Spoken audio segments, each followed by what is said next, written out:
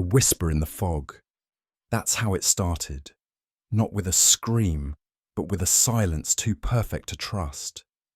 Somewhere in the shadow of a firelit parlour, a thread was pulled, unravelling a mystery woven in guilt, love, and the red silk of forgotten sins. What price must truth pay when reason falters and the heart refuses to obey? Before we begin, I'd love to know, where in the world are you listening from, and what time is it for you right now? Let me know in the comments below. The mystery begins now. It was on a damp afternoon in early October, the kind that presses down on London with a fog not so much seen as felt, that I found Sherlock Holmes in one of his darker moods.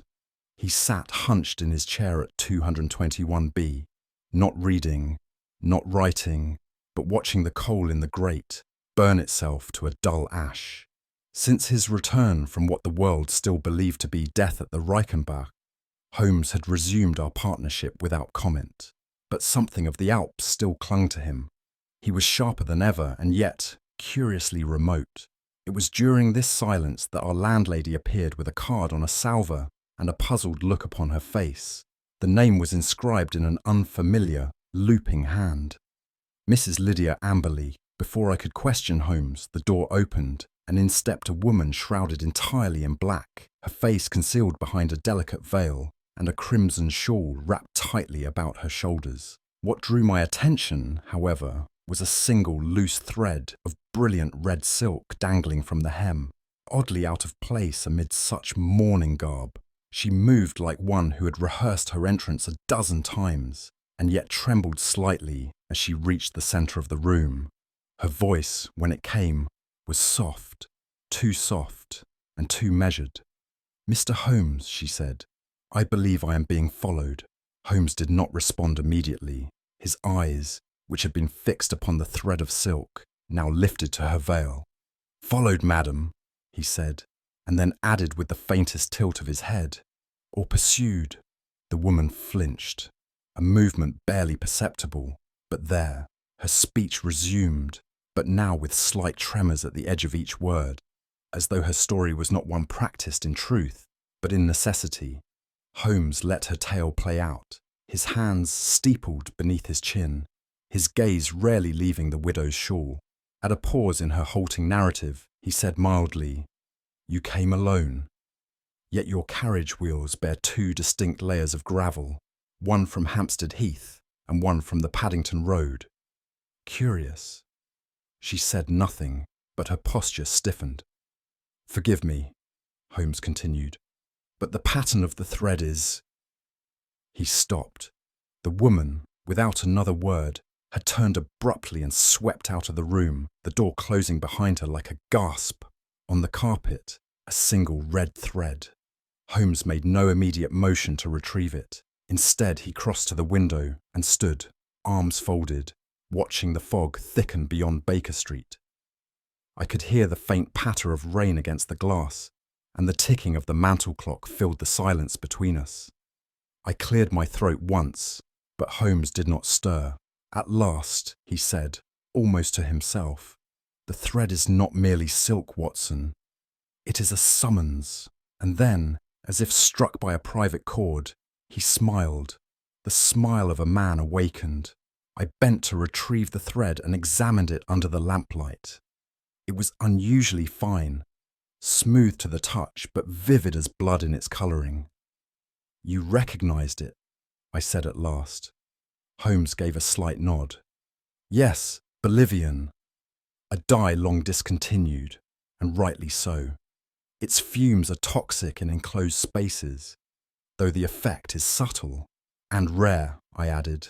"Very," said Holmes. "It was once imported by only a handful of silk merchants in London, including one whose name will, I suspect, appear in tomorrow's obituary pages, unless I am very much mistaken." Holmes turned from the window at last, his manner brisk. Her veil was stitched in Mayfair, but the heel of her left boot bore chalk residue common to the old silk warehouses by the docks. She claims to be pursued, but I fear she has been the pursuer, at least until recently. You think she lied? I asked. No, said Holmes with that maddening precision of his. I think she lied badly. And that, Watson, is far more interesting. He plucked the red thread from my fingers, examined it once more, and slipped it into the lining of his dressing gown. Mrs. Lydia Amberley returned the very next morning. Though her veil was no longer merely an accessory of mourning, it had become, unmistakably, a mask. She moved with the stiffness of one who expected censure, and had prepared herself to endure it. Holmes did not greet her, but gestured silently toward the chair opposite his own. She seated herself with a weary grace and folded her gloved hands upon her lap. I was not entirely forthcoming yesterday, she said, her voice now edged with resignation rather than dread. But I am prepared to speak plainly. Holmes inclined his head, the faintest gesture of permission. I noticed now that her shawl was the same crimson wrap as before, though the telltale thread had been trimmed, a detail which did not escape Holmes. She began again, slower this time, more steadily. My husband, Thomas Amberley, died 6 months ago. It was called a failure of the heart, but I have never believed it. At this, Holmes stirred slightly, but said nothing. The case, it seemed, had finally declared itself, and Holmes was listening in earnest. Thomas was a silk importer, she continued. He kept to himself, but was shrewd in business and not unkind in marriage. We had no children, and we lived quietly at Welcome Lodge outside Hampstead. Her voice faltered here, but she pressed on. A month before his death, he revised his will without telling me. It left the bulk of his estate, the house, his business shares, everything, to his brother Edward, from whom he had been estranged for nearly a decade. Holmes raised an eyebrow. Estranged over what? I never knew, she said softly. They ceased speaking long before my marriage to Thomas. He forbade the name being mentioned, and yet he reversed a lifelong grudge to enrich the man who vanished from his life. Mrs. Amberley nodded. It made no sense. And when he died, suddenly, without warning, the physician merely wrote, "failure of the heart," and took no questions. Most physicians, Holmes muttered, do their best work with the heart when they avoid touching it. But it was not his death that disturbed me most, she said, lowering her voice. It was what happened after. She paused and looked toward the window as if to judge the hour. 2 weeks after the funeral, I found a piece of red silk, precisely the same as this shawl, laid at my doorstep. Not pinned, not blown by wind, placed. It happens regularly now, every second Friday, always at midnight, always the same silk. Has anyone seen the visitor? Holmes asked. She shook her head. The constable saw nothing, no tracks, no sound. Once I left ash on the steps, but nothing was disturbed, and yet the thread was there by morning. Watson, I could not help a shiver. And you believe this to be a warning? I don't know what to believe, but the thread, it's the very pattern Thomas once had made for our wedding shawl. It hasn't been sold in years. Holmes's fingers tapped rhythmically on the arm of his chair. Patterns, Mrs. Amberley, he said, are rarely accidental. Holmes rose suddenly and stepped toward her. Permit me, he said, and before she could object, he examined her gloves with almost clinical detachment. Ash, he murmured. Pipe ash, not cigar. Your driver smokes while waiting. He turned to her veil. Stitched in haste, likely mended by hand. You've torn it recently on something sharp. She said nothing, but I observed the twitch in her cheek. Finally, he pointed to her left boot. Red silk thread, precisely 1 inch, caught between the welt and the heel. If these threads are being placed anonymously, why do you carry one from the outside in? She gasped, very nearly rising, but Holmes raised a calming hand. No need to explain, not yet. I merely observe, Mrs. Amberley. Interpretation comes later. Her composure returned slowly, though not entirely. As always, Holmes had not asked the right question. He had asked the one she was least prepared to hear. Your solicitor, I presume, has advised discretion. Holmes said casually, as he stepped back toward the hearth. She hesitated. My solicitor. Mr. Alton Muir of Gray's Inn Lane, Holmes replied. She flinched. It was not dramatic, merely the smallest intake of breath, the slightest tension in her shoulders. But I saw it. Holmes, of course, had seen it before he spoke the name. I did not mention him, she said. No, you did not. Mr. Muir handled Thomas's will. I have not seen him in weeks.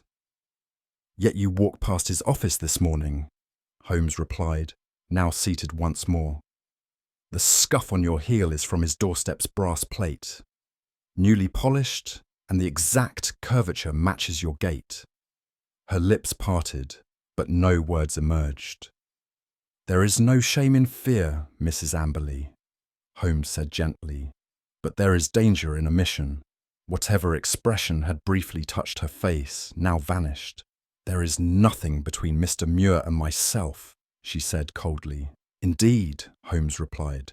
That too is something. Holmes steepled his fingers and regarded her thoughtfully. Tell me, he said. Of the house. Welcome Lodge, she echoed. Yes, its structure, its history, who visits, who lingers, and who avoids it. She blinked, taken aback. It is old, spacious, too large really for just two people. Thomas preferred seclusion. After his brother left, there were few callers. But Edward has returned now. She nodded. He comes often, on pretense of settling the estate. But I feel... She stopped. Yes, I prompted. She shook her head. I feel watched. Good, Holmes said briskly. That means someone is watching. She gave him a puzzled look. He continued. Did Thomas ever speak of business rivals? Never. He spoke little of business at all. He trusted only his books and Mr. Muir. Holmes's eyes narrowed slightly. Two men in his trust. One gains his fortune, the other guards his secrets. Both remain, while Thomas does not. She said nothing, but her hands clenched together. And you, Holmes added, remain the inheritor of neither. There was a long silence then, one not of hesitation, but of understanding shared too late. Holmes rose and moved to the window, as he often did when weighing the balance of a case. Mrs. Amberley, he said without turning, what you have brought me is not a mystery, but a knot. Silk, yes, but tangled and ancient. I do not understand. You will, but not yet. He turned back to her. Let us suppose this, that someone knew of your past, not the life you speak of, but the one you conceal. Let us suppose further that your husband's death was designed to summon that past into public view. And finally, let us suppose that the threads at your door were placed not to haunt you, but to herd you. To what end? Holmes smiled thinly. To confession or collapse. I opened my mouth to object, but Holmes waved me off. You asked for my help. I accept. But know this, I will not follow the thread where you wish. I shall follow it where it leads, and it may lead to places neither of us will enjoy visiting. Mrs. Amberley stood, adjusted her shawl, and nodded once. Then I pray, she said softly, you find the truth before it finds me. It was early the next week when Holmes declared himself ready to visit Welcome Lodge. You shall bring your notebook, Watson, he said. But this time, as a chronicler of cornices, I raised an eyebrow, and he smiled. We are not detectives today, but architectural enthusiasts with a scholarly obsession for Victorian wine cellars. Thus, equipped with measuring tapes, sketch pads, and an air of learned eccentricity, we presented ourselves at Welcome Lodge as gentlemen with peculiar tastes. The butler, a man of stiff disposition and excellent suspicion, required Holmes's improvised calling card twice before admitting us. The house was of that grey-bricked, ivy-clad variety so common to the outer reaches of Hampstead, respectable, dignified, and hiding its secrets beneath an abundance of leaded windows and ornamental gables. Holmes, of course, feigned an admiration for plasterwork while noting door frames, footprints, and dust trails with the precision of a jeweller. The wine cellar proved most instructive. Observe the corner vaulting, Holmes whispered. Unnecessary curvature, structural deceit, often parallels moral deceit, Watson. It was a maxim he repeated with no small satisfaction, just as the butler reappeared, and the first real clue of the day revealed itself behind a rack of port. There was nothing visibly amiss to the untrained eye, but to Holmes, who rarely encountered a shadow without looking for its cause, the smallest irregularities loomed large. Behind the fourth wine rack, in the far western corner of the cellar, a set of bricks had been repointed with a mortar slightly darker than the rest. He ran his fingers lightly over the join, then tapped the stonework in a slow rhythm. The fourth tap produced a hollow thud. Repaired, he said softly, but not for preservation, for concealment. I looked at him in alarm. A passage. Perhaps, he murmured, or at least an access point. Note the brass hinge embedded beneath this lip. It was almost invisible, but Holmes lifted the edge with the tip of his cane to reveal a small recessed groove. And nestled in it, a thread of silk. Red. He pocketed it without a word, then gestured for me to step back. Not here, he said. Not yet. As we climbed back toward the main hall, he added, A wine cellar with secrets, Watson. How very continental. The English prefer to keep theirs under carpet. I could not tell whether he meant secrets or wine. After leaving the lodge, Holmes proposed we walk through the village rather than immediately return to London. There are often more truths found in breadcrumbs than in ledgers, he remarked, which I took to mean we were visiting the baker. In fact, it was the grocer's shop that drew his interest. More specifically, a delivery boy of about 13, whose cap bore the unmistakable badge of St. Bartolph's School. A word with you, lad, Holmes said kindly but firmly. You deliver to Welcome Lodge? 3 times a week, sir. Ever see anyone hanging about? The boy squinted. Not much. But there's a limping gent sometimes. Watches from the corner. Gave me a shilling once. A shilling? For what? For telling him if I saw anyone visit the house. I told him the postman came Tuesdays. He just smiled and said I was a clever boy. Holmes's eyes gleamed. Did this gentleman say his name? No, sir, but he wore gloves and had a shiny silver cane. Holmes nodded slowly and gave the boy a 6pence. For honesty, he said, a rarer thing than silver. To me, he added, that was not curiosity, Watson. That was preparation. We did not wait long to identify the man. Holmes suggested the Green Lantern, a modest inn near the village square, and upon entry he immediately directed his gaze to a solitary figure at the far table, a tall man, lean, and seated with one leg slightly extended, as if comfort required constant accommodation. Mr. Alton Muir, Holmes said as we approached. The man looked up sharply. We have heard you take an interest in Welcome Lodge. Muir's eyes narrowed. And who might you be? A friend to your client, Holmes replied smoothly, and a greater friend to truth. I represent Mrs. Amberley in all legal affairs, Muir said stiffly. If you seek scandal, you'll find none from me. Holmes seated himself without invitation. Scandal bores me, but your limp intrigues me. Muir said nothing. It is old, but inconsistent. You walk like a man who has recovered from an injury, but chooses not to forget it. I beg your pardon, Holmes smiled. No need. I'm sure your conscience limps worse. Before Muir could protest, Holmes rose. Good day, sir. Should you feel the urge to speak plainly, Baker Street remains open, unlike your conscience. And with that, we departed. We had risen to leave when Holmes paused and glanced down. Your boots, Mr. Muir, he said, seem to have had a busy morning. Muir looked startled. What of them?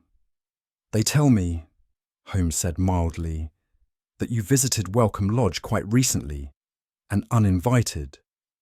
The solicitor flushed. That is not your affair. Holmes was already crouching. Clay from the hedge path, he remarked, quite distinct from the village street. And this, he touched the heel, brick dust from the rear garden wall, a recently patched one, if I'm not mistaken.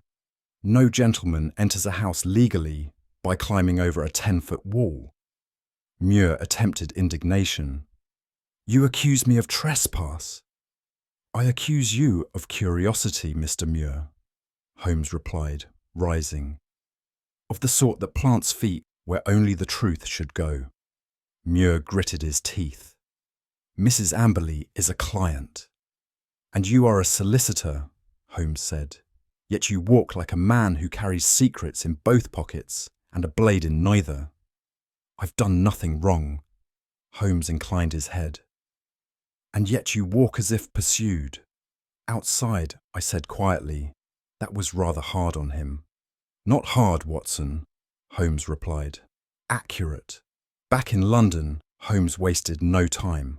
The thread recovered from the cellar hinge was placed under the lens of his microscope, its weave scrutinized as intently as a confession. I watched him work in silence, the room steeped in tobacco and anticipation. Aha, he murmured at last. Silk, but not ordinary. The dye bears a faint crystalline residue, trace of arsenic compound known to those in the Bolivian silk trade 20 years ago. Discontinued now, of course, but once, very exclusive. You believe the thread came from Amberley's own stock? Holmes nodded.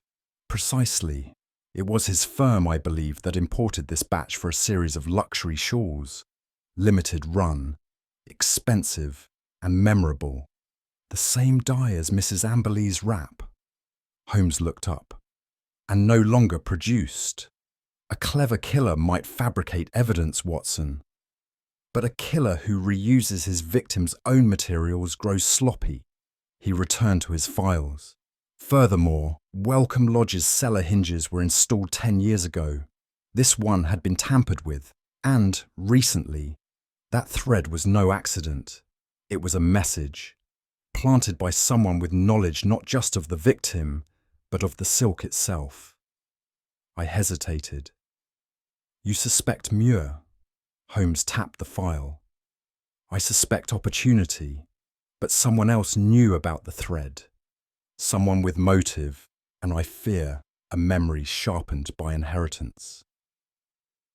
That evening brought a development both chilling and to Holmes rather invigorating. Mrs. Hudson delivered the envelope without comment, save for a raised eyebrow.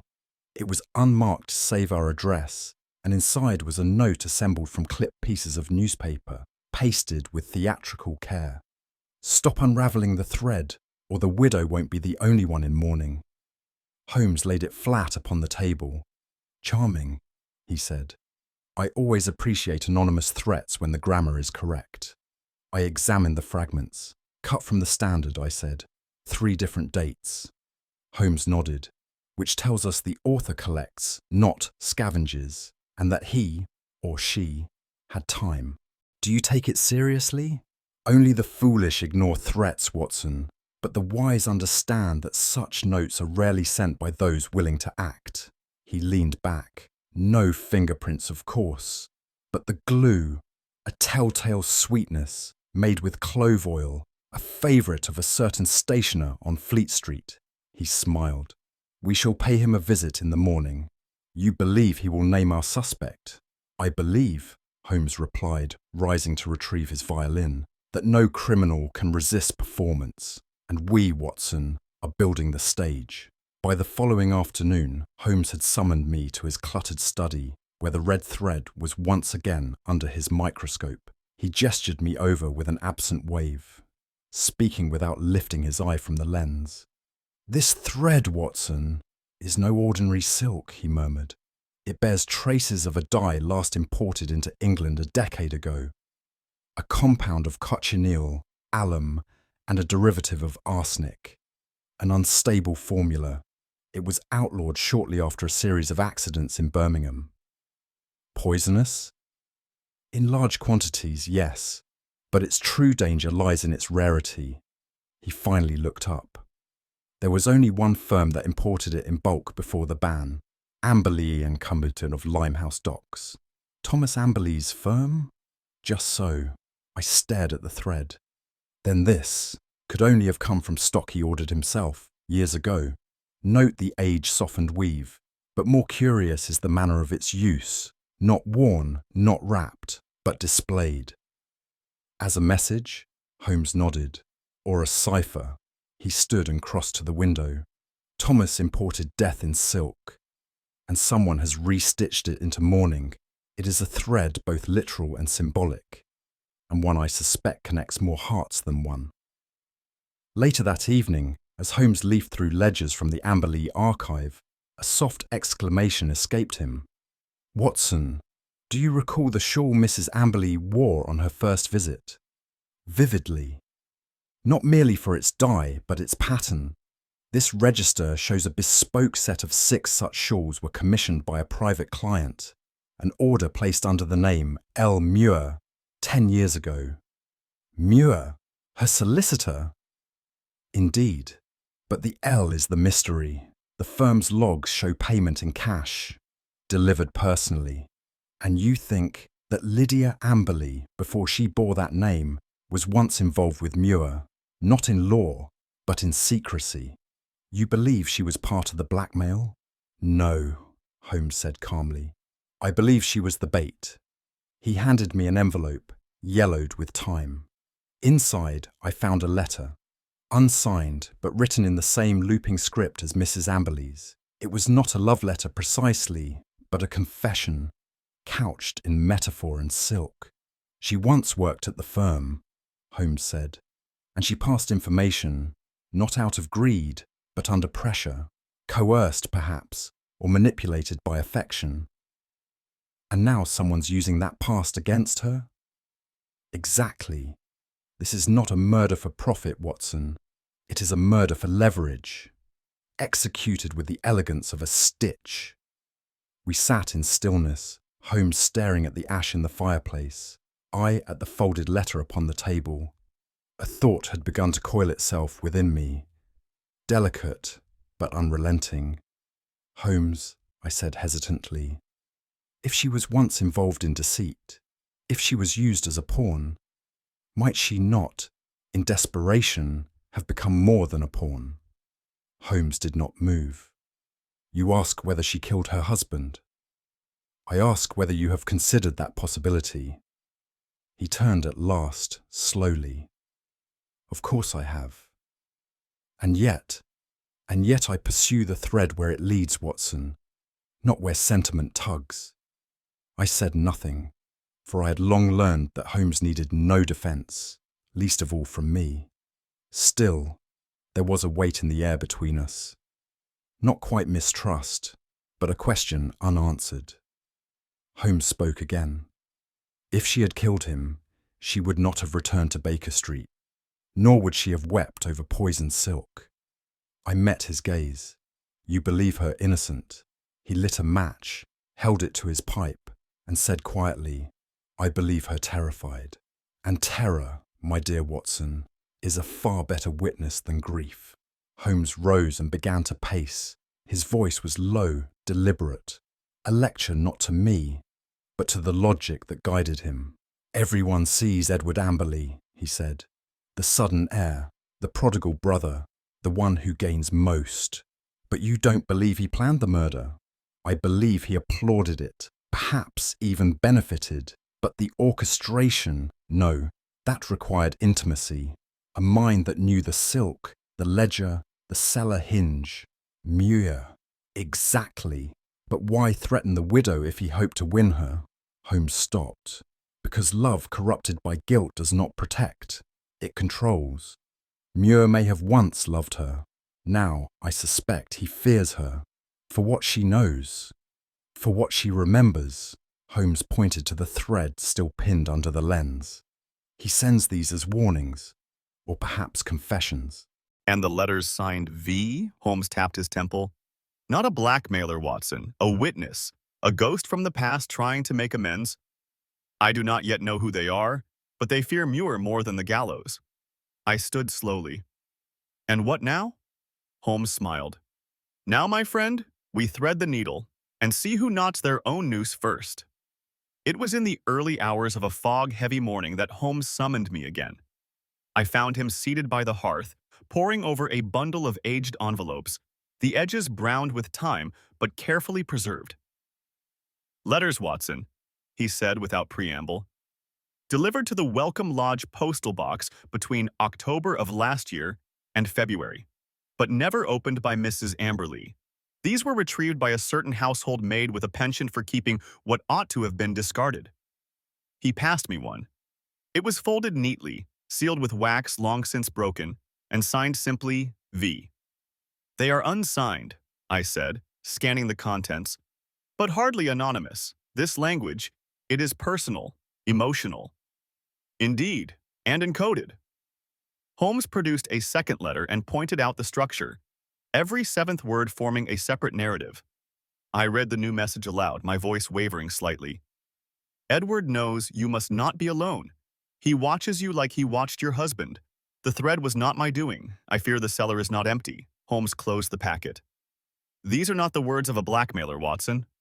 They are the voice of someone desperate to protect, someone who knows Edward Amberley's capacity for patience and for silence." Holmes laid the letters on the table like playing cards, his gaze fixed not on the words, but on what lay between them. "Whoever V is," he said, "they are close. Close enough to know the layout of the house, the pattern of the silk deliveries, and the contents of the cellar." "You believe Muir wrote them?" "No," Holmes said. "Muir hides. These letters reach." "Then who?" Holmes steepled his fingers. "Consider, Watson, someone who once loved Mrs. Amberley, or believed himself to, and who now finds himself powerless to intervene openly. He cannot confront Edward. He cannot go to the police, but he can write. Then why not sign his name? Because he knows the danger is not just to himself, but to her. A signature would lead Edward straight to the source. The lack of it is not cowardice, it is care." I looked again at the looping script. "You said it resembled hers." "Too close for comfort. My guess, he mimicked her style years ago. Old habits don't fade, Watson. They reappear." "But if he is not the villain," Holmes interrupted me, "then he is the last honest thread in a house woven through with deceit, and he must be brought forward before the knot tightens further." The next morning, Holmes drafted a single document in his precise legal hand, a forgery so exact it might have made any solicitor blanch.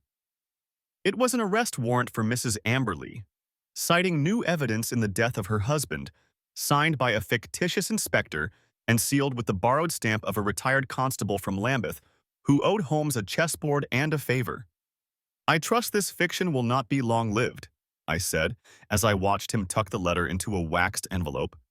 "Only long enough to test loyalties," he replied. "And the delivery?" "Already arranged.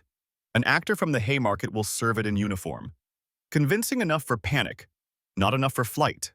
He tapped the envelope once, thoughtfully. "The key, Watson, is not Lydia's reaction. It is Muir's.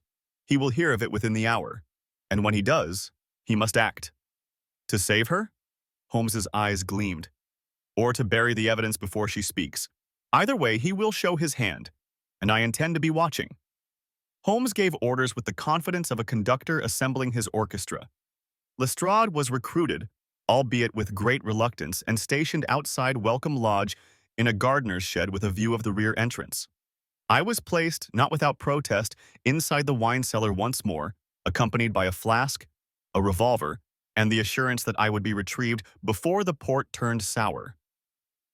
Holmes, meanwhile, vanished entirely, though I knew from experience this meant he had adopted one of his disguises. Which one, I could only guess. "I need you as bait, Watson," he had said, "but bait with a notebook and a pistol." "Comforting," I muttered, descending once again into the gloom of Amberley's secrets. Hours passed. Midnight neared. The warrant had been served. Muir had fled the inn, according to Lestrade's report, and the house remained still. But I had learned enough from Holmes to know that stillness, in such moments, was a kind of tightening, not peace, but pressure. The cellar was no longer just a store for wine. It was, in Holmes's phrase, a stage with too many exits and only one light yet to rise. And it was about to begin. The warrant was delivered shortly after dusk, by a man who bore the blue of the constabulary and the clipped speech of the stage. Mrs. Amberley received it in the drawing room of Welcome Lodge, and although I was not present, Holmes later reported that she read it without a tremor. It was not her reaction that mattered, however. It was Muir's. Holmes, for his part, said nothing. He had taken to silence with a peculiar discipline since the moment the plan was set into motion, as though speaking might disturb the symmetry of the trap. I accompanied him on a short walk through the village, during which he remarked only once, and that to inquire about the breed of a sheepdog that barked as we passed. It was only back in our room at the inn, as he polished the same brass snuff-box for the third time, that he offered, "He will run, but not far. He has something to protect." "You think he'll go to Lydia?" Holmes shook his head. "No, Watson. He'll go to the place he fears most, the place where she might have hidden something. He'll go to the cellar."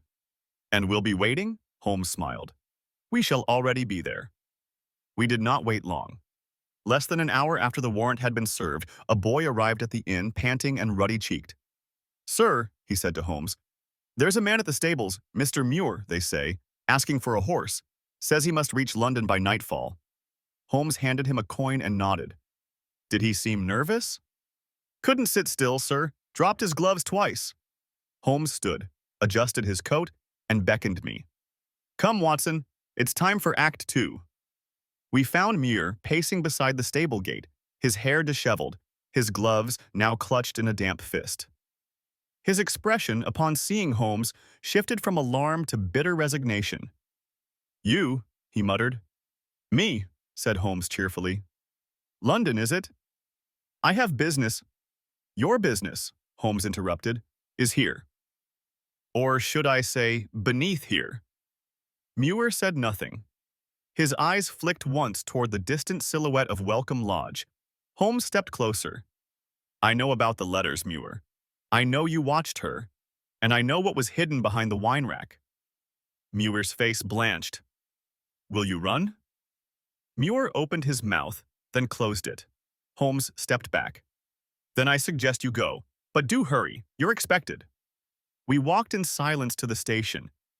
Muir had not spoken a word since Holmes permitted him to leave, and I, though full of questions, refrained from asking them. Holmes had that distant gleam in his eye, the one that signaled he was not to be interrupted unless flames were present. At the platform, Muir paused, his ticket in hand. "You should arrest me," he said hoarsely. Holmes did not even glance at him. "No, that would ruin the performance." "I'm not the villain you think." "I think," Holmes said, "that you loved her. And that love, when warped by time, becomes control. You tried to guard her, Mr. Muir, but you did so with secrets, and secrets rot in the dark." Muir swallowed, turned, and boarded the train. As it pulled away, I turned to Holmes. "Why let him go?" He lit a match, cupped it to his pipe. "Because some men must hang themselves." "And if he disappears?" Holmes exhaled. "He won't. His guilt won't permit it. He'll return, if only to watch. And when he does, we shall be watching too." That evening, Welcome Lodge became a theater more than a residence. Lestrade arrived in the guise of a tradesman inspecting the grounds. I was smuggled once more into the cellar, this time with clearer purpose and a sharper revolver.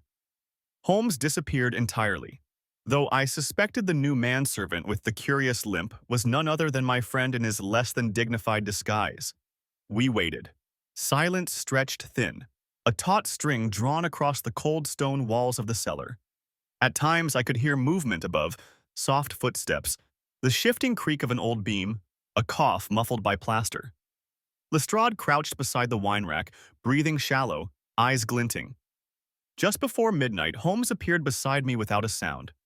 "He's coming," he whispered. "How can you tell?" I left the door unlocked. We heard it then. The faint grind of stone against stone, the almost imperceptible rasp of a hidden hinge moving. Holmes pointed toward the concealed panel behind the port shelf. A figure emerged. Tall, slow-moving, a knife glinting faintly in hand. "Edward," Holmes breathed. And then another voice, closer. "Drop it!" It was Muir. Holmes did not move. "Now," he whispered, "we let them speak. And when they do, Watson, write it well. The truth seldom gives encores." The trap, once sprung, is a patient thing. It waits in silence and shadow, never shifting, never blinking. We crouched below in the darkness, Lestrade and I, each breath a whisper against the stone chill of the cellar wall. Holmes had vanished once again into the domestic skin he wore so well. This time, a mute footman with a crooked back and blank stare. The clock had just struck 12 when we heard it. The faint click of the hidden hinge, the slow grind of stone yielding to practiced hands. From behind the panel emerged Edward Amberley, a candle stub in one hand and a long, slender knife in the other. His face, half illuminated, bore the tight expression of one who has decided upon evil and made peace with it. He moved with confidence, as one returning to a known scene.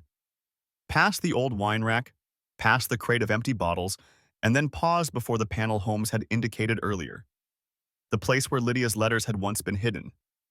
And then, before he could lift the lid, a voice, calm, cold, unmistakably Holmes, rang out from the shadows.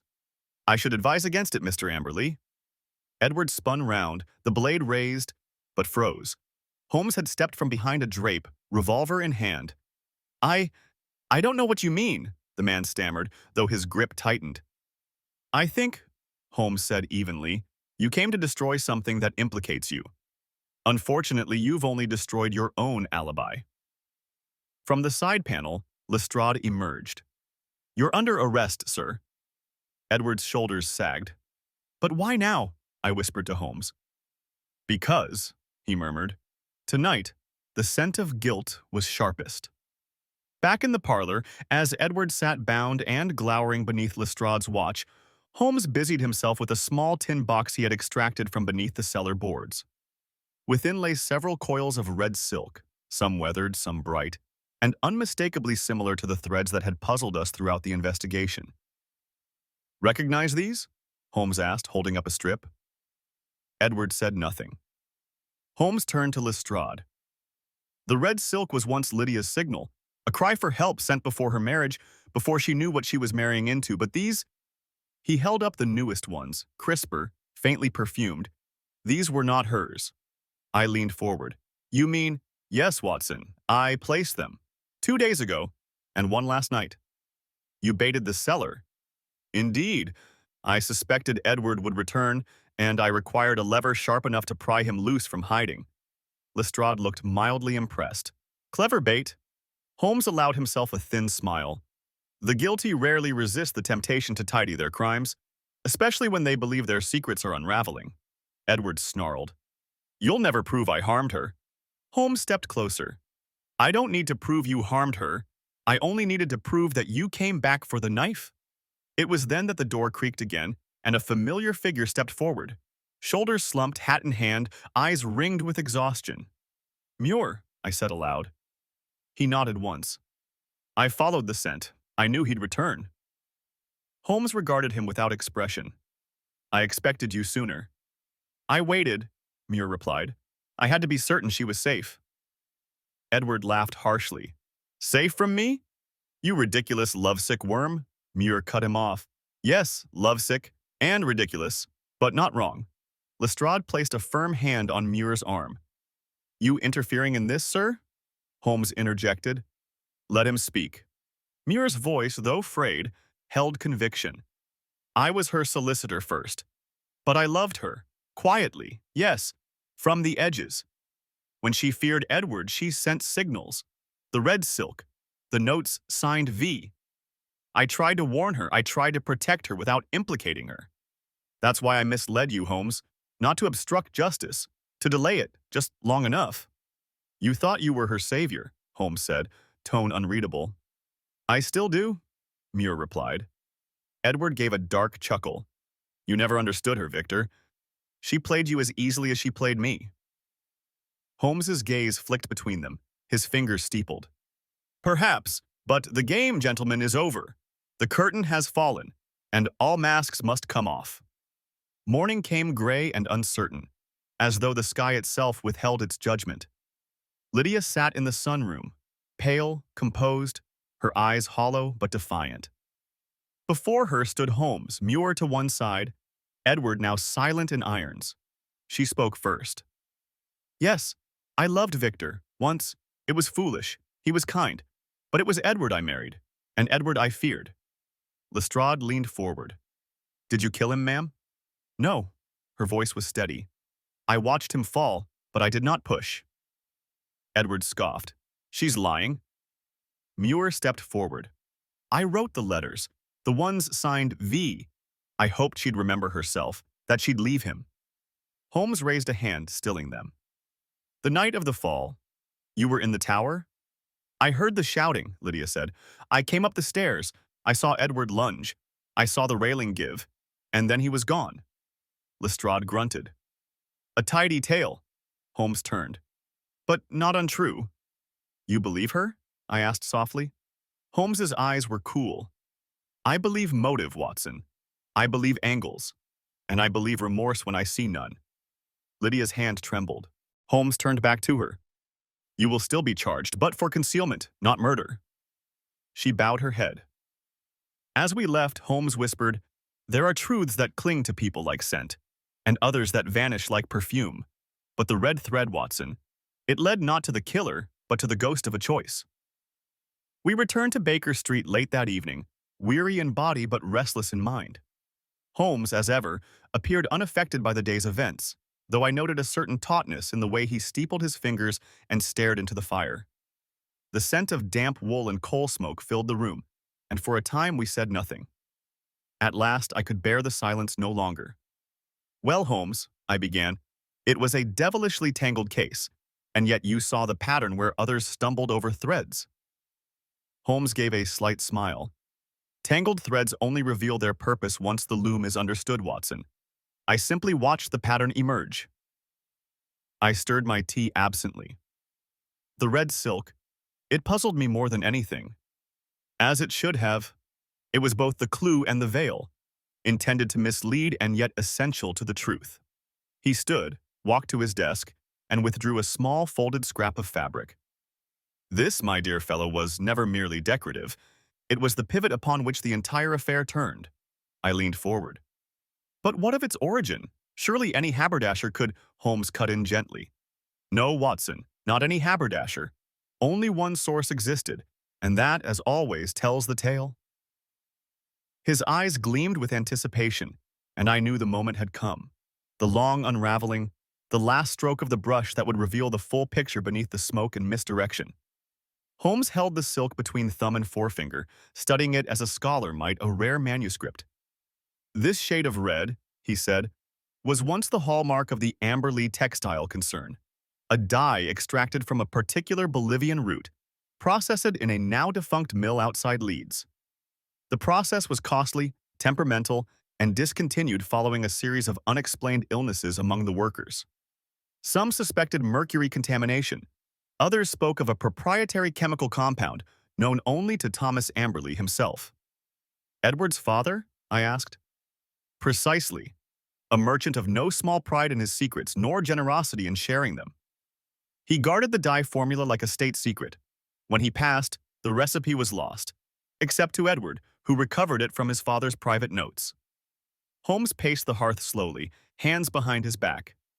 When the red thread began appearing again, in the hands of a woman who had no known access to such dye, I was intrigued. But the condition of the silk spoke volumes. The older samples were worn, fraying, likely from a stockpile hidden away. The newer ones bore a chemical signature too recent to be accidental. You mean Edward manufactured more? I asked. He did. Not for commerce, for deception. He revived a dead signature to trap the living. I shook my head. But why go to such lengths? Holmes turned, eyes sharp. Because, Watson, the best lies wear the scent of a truth long buried, especially when poison runs through the family name. I had always found Lydia Amberley difficult to pin down, neither the wilting flower of romantic novels nor the cunning widow of popular suspicion. Now, as Holmes revealed the final tapestry, she emerged as something far more tragic. She once worked at the Amberley Ghee Mill, Holmes said quietly, under her maiden name, Lydia Pierce. She was but 16. Muir, then a law clerk for the firm, visited often. Their acquaintance grew into affection, quiet, unspoken, never quite blooming. I nodded. And Edward? Found out years later, during his father's final illness. He discovered an old ledger, Lydia's name inked in a forgotten payroll entry. A trifle, unless one were of a jealous or suspicious bent. I saw it then. He used it against her. Indeed. He approached her under a false name, courted her, married her, all while keeping her past in his pocket like a hidden blade. When her affection for Muir revived, ever so slightly, perhaps only in letters, Edward snapped. Holmes returned to the fire, his face hardening. The thread wasn't just a symbol, it was a leash. First around her conscience, then around her freedom. He forged newer silks, planted them, watched her stumble toward guilt. And Muir? I asked. Poor fool. He thought he was protecting her by rekindling the signal they had once shared, but his notes only deepened the snare. Holmes's voice dropped. When the past is woven into silk, Watson, it can strangle just as easily as it can adorn. It was not until Holmes laid out the final scheme that I fully grasped Edward Amberley's cold-blooded ambition. He stood to gain everything, Holmes explained. The estate, the mill's remaining patents, the prestige. But not if Thomas Amberley passed his holdings to his widow, as he intended. Lydia had signed no renunciation. The red threads of inheritance, as it were, led directly to her. But surely that wouldn't drive a man to murder, I protested. Holmes raised an eyebrow. It would drive Edward Amberley to much worse. You forget, Watson, the peculiar psychology of the second son. Denied, overlooked, perpetually measuring himself against a father's ghost. When Lydia married into the family, Edward saw her not as a woman, but as a usurper. And Muir? A worm crawling back into a garden Edward believed he alone had rights to. So he planned it all? I asked. Meticulously. He faked notes, revived the thread, lured her into fear and silence. He planted the red silk in places that would incriminate her, and when Muir began meddling, Edward turned his attention to the solicitor as well.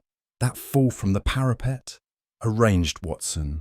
Though the rain took the body swiftly, the railing had been tampered with. I shuddered, and he nearly got away with it. Holmes smiled faintly. He forgot one thing.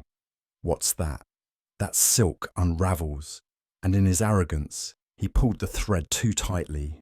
Muir's handwriting, when I examined the recovered notes, was delicate, slanted slightly to the left, betraying perhaps more tenderness than he himself realized. The paper had been pressed between pages of an old hymnal, a sentimental hiding place for one who fancied himself a guardian from the shadows.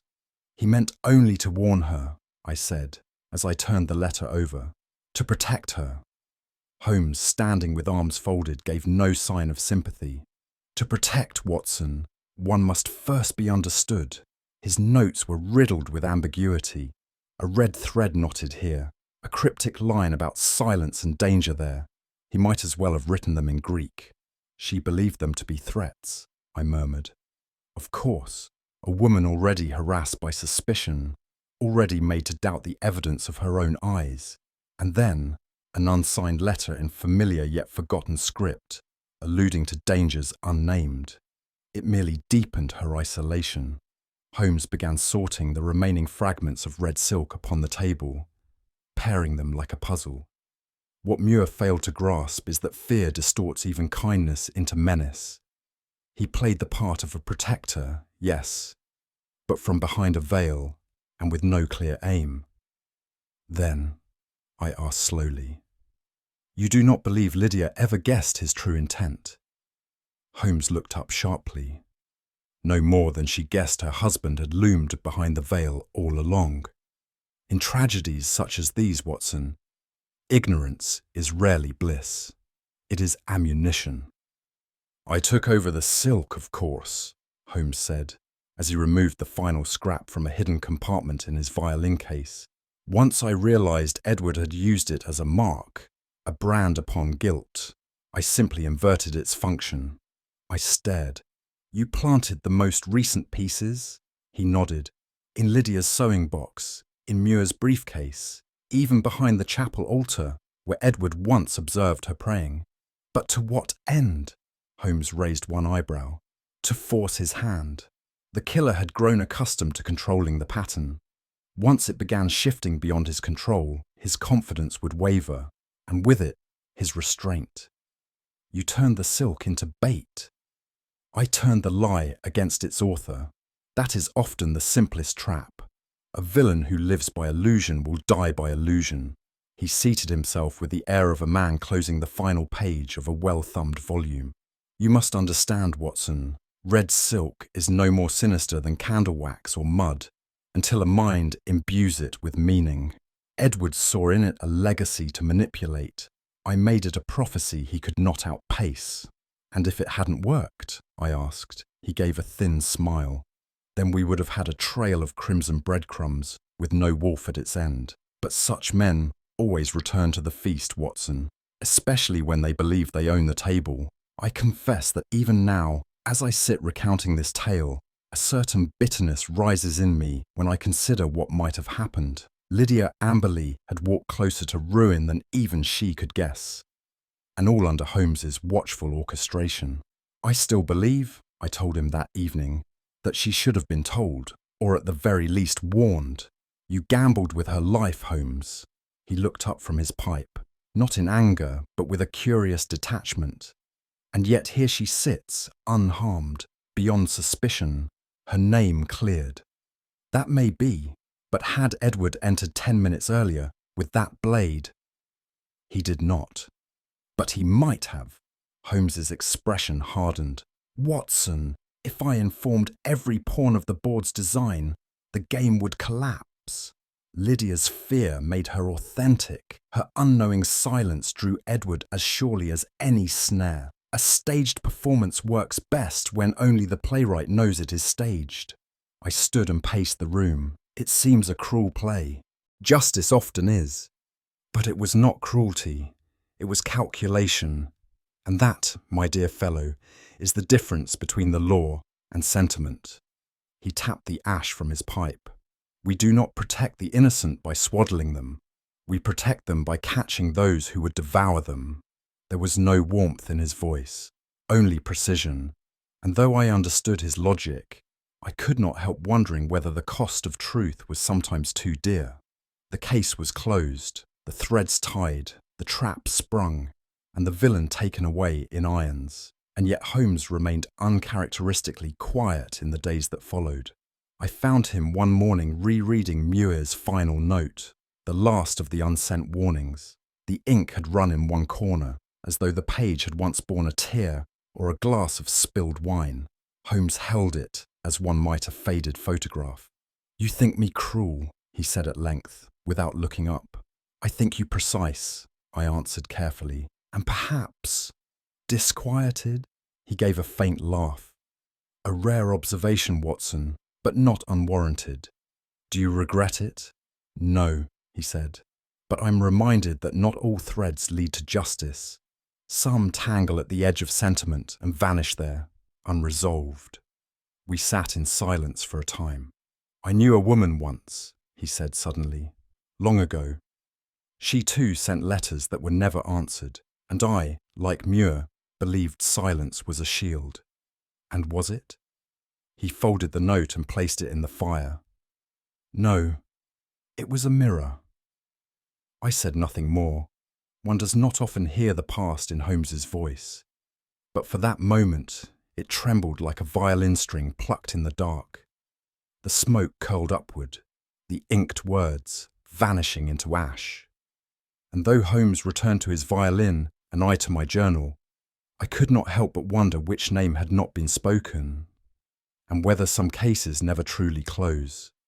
The rain had ceased its tapping against the panes, and Baker Street lay hushed beneath a veil of coal-hued fog.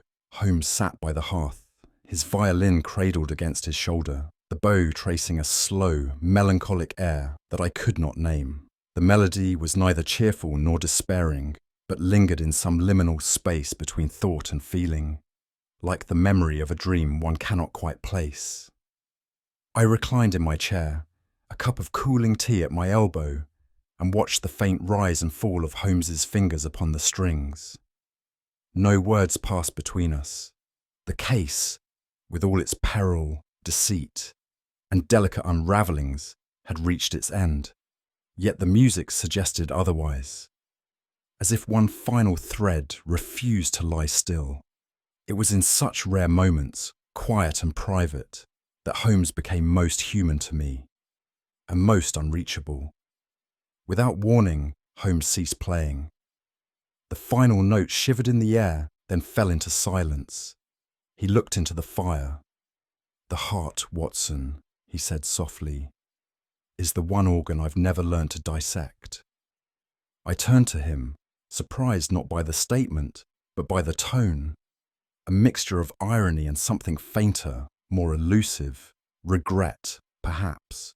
"You've mastered every other," I replied lightly, "yet it evades me still. I can trace the fibres of motive, the bloodlines of deceit, the sinews of crime, but not the pulse that compels men to betray or protect." He reached again for the bow. "It is the instrument no logic can tune." And with that, the melody resumed, softer now, and curiously hollow. After some time, I asked the question that had lingered with me. "And the red silk, Holmes? What became of it?" He did not look up. "Burned, of course. All of it? Every length I placed, and every one they left behind." There was no pride in his voice, no satisfaction in the thoroughness, only a clinical finality. "But surely," I ventured, "some trace—" "No, Watson. Its purpose is fulfilled. Let the symbol die with the crime." He turned to the fire, where only embers glowed. "I have no interest in souvenirs of suffering. And though I knew the logic of it, I confess I mourned the loss of that strange scarlet thread, not for what it proved, but for what it disturbed. Though every account had been settled, every falsehood stripped away, I sensed that Holmes had not yet found ease. There was a brittleness in his silence, a peculiar constraint in the movements of his long fingers as he drew the bow. "You did the right thing," I said at last. He raised an eyebrow but said nothing. "She is safe. The guilty are in custody. What more can justice demand?" Holmes's gaze drifted to the window, where the fog pressed like a shroud. "There are crimes," he said slowly, "which begin long before the act and leave no footprints after. We chase echoes, Watson, and sometimes, when we believe we have seized the villain, we have only quieted the noise." He set the violin down. "I know what happened. I do not know why it happened as it did." I had no answer for him, and in that moment I realized Holmes could solve any case, except the one that unfolds inside the soul. A soft rapping came from below, polite, expectant, the kind that preceded mystery. Holmes did not move. Another knock, then silence. I half rose from my chair. "Shall I?" "No," he said quietly. I hesitated. It might be urgent. Holmes shook his head, his eyes still on the dying fire. "Not tonight, Watson. Let someone else carry the lantern into the fog. Even the hound must rest." His words held no bitterness, only a fatigue I rarely saw. He stretched his fingers idly, as though loosening the memory of the violin strain. The knock did not return. Outside, the mist thickened, curling along the gutters like a question left unanswered.